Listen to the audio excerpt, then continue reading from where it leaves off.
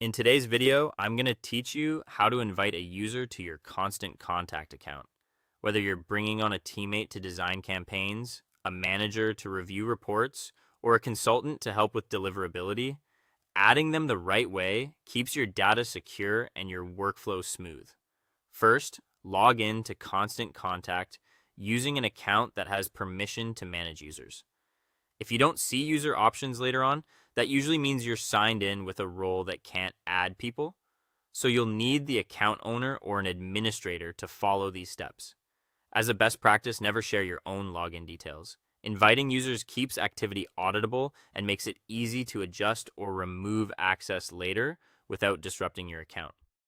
Once you're in, open your account settings. You'll typically find this by clicking your profile image or name in the upper right corner and selecting Account or Account Settings. This area contains the controls for billing, security, and user access.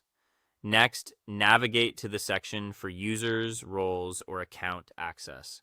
The exact wording can vary, but you're looking for a page that lists who currently has access to the account and what level of permission they have. It may be labeled users, user management, roles, or account access. On that page, choose the option to add user or invite user. This opens a short form that creates a pending invitation. You're not creating a shared login here. You're inviting a separate secure login that's tied to the person you're bringing in. Enter the person's email address carefully since the invitation will go directly to that inbox. Then choose their role. Roles control what they can see and do, from full administrative control to more limited access like creating campaigns or viewing reports. If you're unsure, match the role to the tasks they'll perform and lean toward the least access needed. You can always adjust later. Send the invitation and wait for them to accept. You should see a confirmation that the invite was sent, and the new user will appear in your list. They'll receive an email from Constant Contact with a link to join your account. After they follow the link and complete any prompts, they'll appear as active in your user list. Until then, you'll likely see them as pending.